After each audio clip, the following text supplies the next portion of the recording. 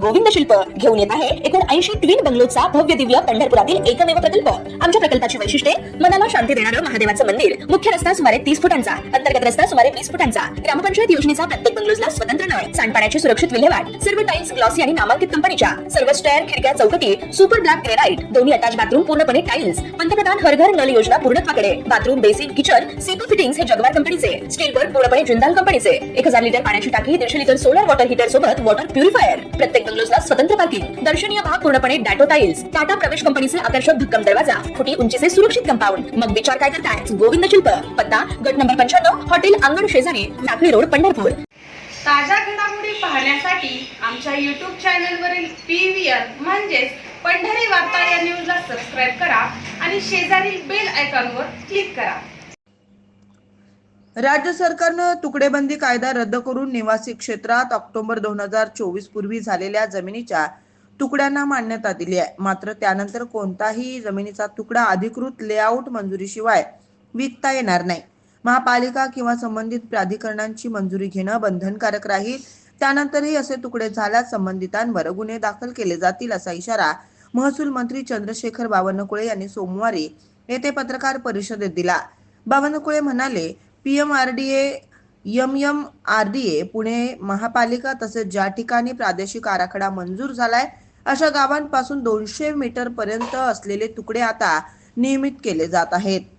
मात्र शेतीचे तुकडे आता येणार नाहीत। शेतीचे तुकडे मान्य केल्यास अनेक ठिकाणी अनियंत्रित विकास होईल।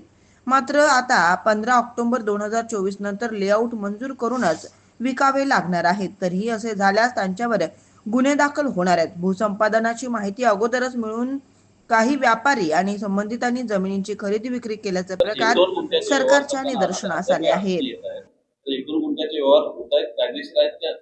तुकडेबंदी कायदा आपण निरस्त केला, त्यामुळं तुकडे मान्य आहे फक्त रहिवासी क्षेत्रामध्ये। रहिवासी क्षेत्र ज्या ज्या ठिकाणी तयार झाले, PMRDA, NMRDA, पुणे महानगरपालिका रिजनल प्लान मध्ये गावापासून 200 मीटर पर्यंत हे जे जिथे रहिवासी अनुज्ञ आहे अशा ठिकाणी तुकडेबंदी आता कायदा रद्द केल्यामुळे तुकडे मान्य आहे। पण शेतीचे तुकडे करता येणार, कारण जर उद्या शेताचे तुकडे आपण मान्य केले तर लोक कुठेही जाऊन कुठेही प्लॉट टाकतील आणि त्या ठिकाणी अनियमित डेव्हलपमेंट तयार होईल। आणि त्यामुळं जो रहिवासी भाग आहे, जिथे औद्योगिक क्षेत्र आहे, जिथे वाणिज्य क्षेत्र आहे, त्या ठिकाणी तुकडेबंदी कायदा आता नाही, त्यामुळे तुकडा करता येत।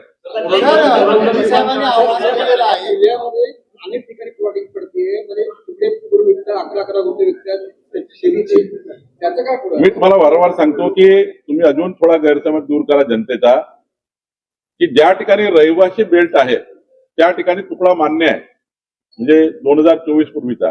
आता मात्र तुम्हाला लेआउट सँक्शन करावं लागेल। एक डेट दिली होती 15/10/2024, शासनाने कायदा करून, विधिमंडळात कायदा करून 15/10/2024 पूर्वी जे तुकडा पडला होता त्याला शासनाने मान्यता दिली रहिवासी बेल्टमध्ये तुकडे पडलेल्या लोकांना।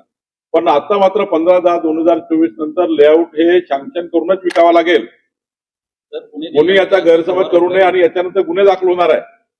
मी आपल्याला वारंवार विनंती करतोय सर्व नागरिकांना, जनतेना आणि बिल्डर्सना, आता कठोर गुन्हे दाखल होणार आहे। 15/10/2024 पर्यंत कोणताही तुकडा मान्य होणार नाही। लेआउट पाळावं लागतील, अधिकृत लेआउट घ्यावे तयार करावे लागतील आणि त्याचं सँक्शन घेतल्याशिवाय रेराचं असेल, PMRDA असेल, NMRDA असेल, जे काही स्थानिक प्राधिकरण असतील त्यांचं सँक्शन घेतल्याशिवाय कुठलाही तुकडा मान्य होणार नाही। 15/10/2024च्या आतमध्ये तुकडे मान्य झाले आहे। यानंतर या कायद्यामध्ये कुठली दुरुस्ती होणार नाहीये। हा अंतिम कायदा झालेला आहे, त्यामुळे कोणी याच्यामध्ये फसू नये।